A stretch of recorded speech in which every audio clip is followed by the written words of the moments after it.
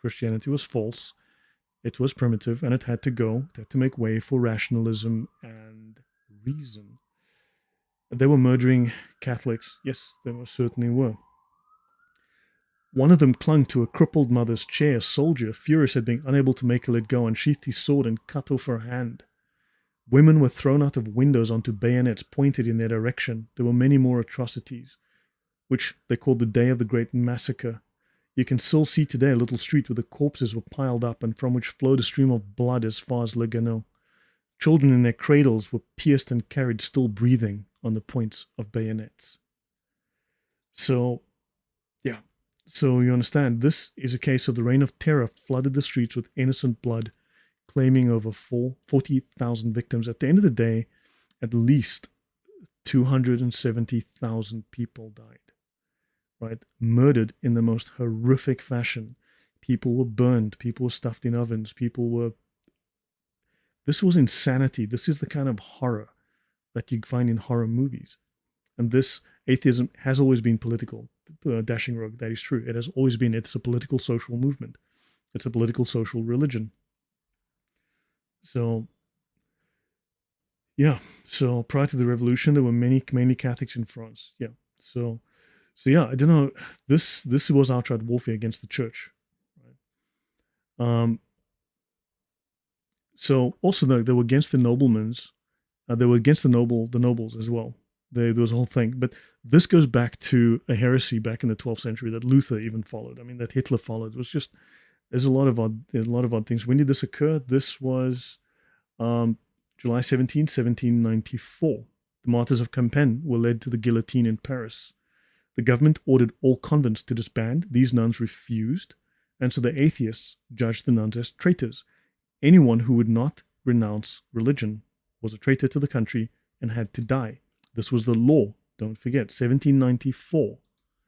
Right? The Mother Superior was the last to be beheaded and killed.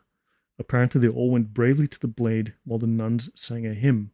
And of course, as their numbers dwindled, the final voice was silenced.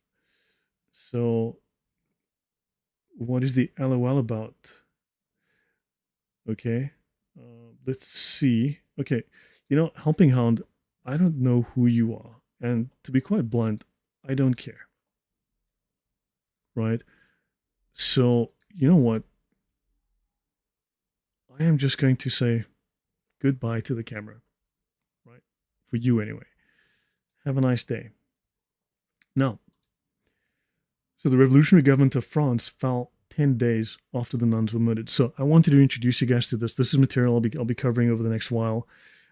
Some of these I've discussed before, but I will be adding to this material to bring more detail.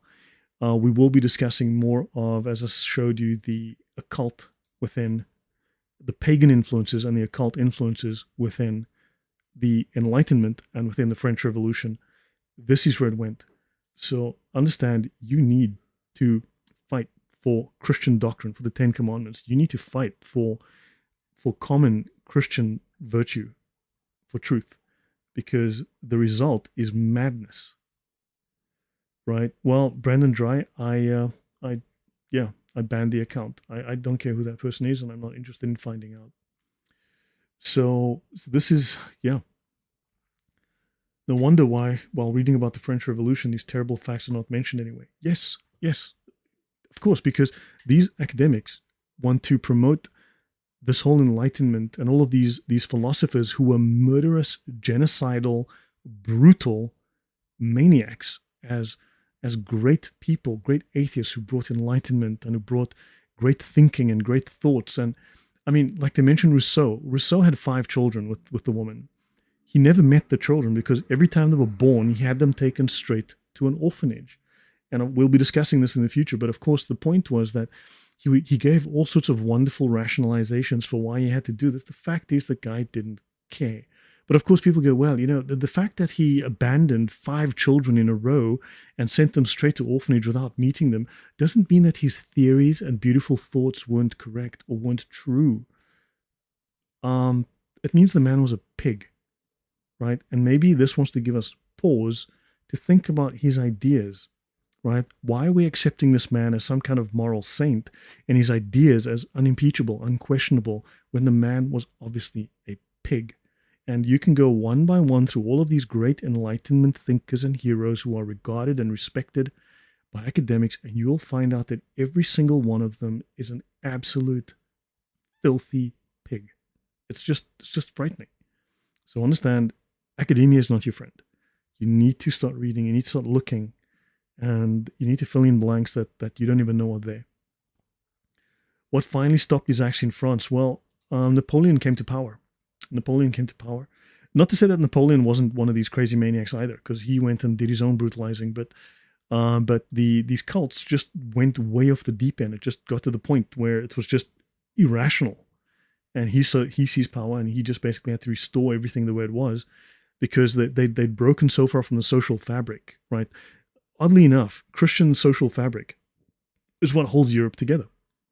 When you break the social fabric, it all falls apart, right? Because these traditions, the Christian traditions, the Western traditions, are so steeped in Christianity, right? And they're the ones that pushed out these pagan views. Once you take the Christianity away, the pagan ideas come back. These traditions solved problems, right? And when you take away the Christian tradition, the problems come back. Islamic origins, car in the garage. Hey, I'm sorry about that. Hope the cars are right. They're not going to be expensive. So yeah, this was unexpected. This was off the cuff, but hopefully you've learned something. So we've discussed atrocities that I'd never heard of in the French Revolution, right? Yes, everyone, guys, please subscribe to Mal's channel. Go and see some of his latest material. There's some very interesting things. His discussion with Dr. Robert Kerr is fantastic, right? So these people were evil. Do not let atheists fool you, right? They've put up a brave facade for a long time. That facade they're paper tigers. This is the face of atheism. This is the irrational face of atheism. R.C. Roscoe says people are capable of such barbarity for whatever reason they feel right. It is so sad. Yeah, well, break the fabric, birth of the true anarchy. Yeah, correct. So, yeah, so for those who, so as I said, this is the birth of communism. This is the birth of industrial genocide, industrial level genocide. Right. So, okay, so that's it from me. Any final thoughts from you? I'm going to check if there's any comments that I happen to have missed.